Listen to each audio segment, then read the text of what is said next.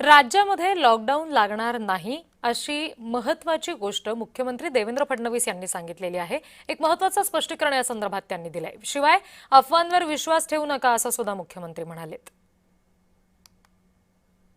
Lockdown लागणार नाही हे केंद्र सरकारने जाहीर केलेलं आहे।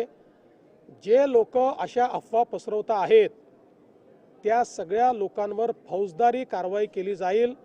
मी स्पष्टपणे सांगतो, अशा पद्धतीच्या खोटी माहिती फेसबुक किंवा एक्स किंवा कुठल्याही सोशल मीडिया प्लॅटफॉर्मवर टाकणं किंवा अशा प्रकारच्या खोट्या पोस्ट या व्हॉट्सॲपच्या माध्यमातून पुढे पाठवणं तुम्ही फॉरवर्ड तरी केली तरी तो गुन्हा ठरेल आणि अशा गुन्ह्यातल्या प्रत्येकावर फौजदारी कारवाई होऊ शकते।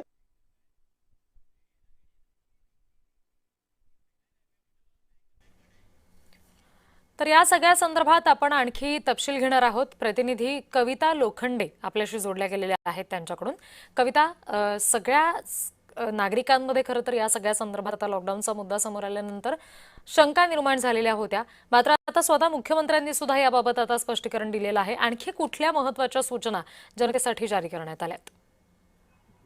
नक्कीच रिद्धी, आपण बघितलं इराण इस्रायल जे आहे ते युद्ध सुरू आहे आणि त्यानंतर जे आहे सोशल मीडियावर विविध प्रकारे जे आहे ते अफवा पसरवलेले आपल्याला पाहायला भेटतात। आणि आता जे आहे ते मुख्यमंत्री देवेंद्र फडणवीस यांनी जे आहे अशा प्रकारच्या सोशल मीडियावर अफवा पसरवणाऱ्यांवरती फौजदारी कारवाई करणार असल्याची प्रतिक्रिया दिलेली आपण पाहिलेली आहे। आणि एकूणच याच्यासाठी आता सुरुवात देखील झालेली आहे। मुंब्रातल्या एका तरुणाने जे आहे ते आज रात्री 12 वाजल्यापासून लॉकडाऊन होणार असल्याची इंस्टाग्राम अकाउंटवरती जे आहे ती व्हिडिओ पोस्ट केली होती आणि ही व्हिडिओ वेगाने जे आहे ते सर्वच ठाणे जिल्ह्यामध्ये व्हायरल झाली आणि त्यानंतर ठाण्यातून जे आहे ते नागरिकांनी संताप व्यक्त केलेला आपल्याला पाहायला भेटलाय। मुंब्रा पोलिसांनी या तरुणाला जे आहे तातडीने कारवाई करत जे आहे ते ताब्यात घेतलं आणि त्यानंतर त्याच्याकडनं जो आहे तो माफीचा व्हिडिओ बनवून घेतलेला आहे। आणि या तरुणाने देखील समस्त ठाणेकरांची, नवी मुंबईकरांची असेल, कल्याण डोंबिवली वासियांची असेल, ठाणे जिल्ह्यातील प्रत्येक नागरिकाची जी आहे या तरुणाने माफी मागितलेली आपल्याला पाहायला भेटली। आणि एकूणच त्याने इतर सोशल मीडियावरती जे व्हिडिओ पोस्ट करतात त्यांना देखील आवाहन केलं आहे की अशा प्रकारचे व्हिडिओ बनवू नका,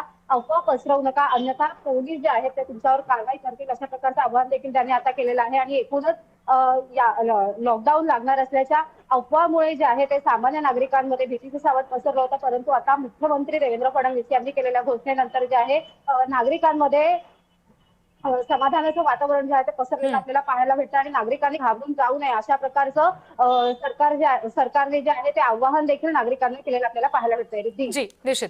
कविता, तुम्ही आमच्याशी अशाच जोडलेल्या राहा।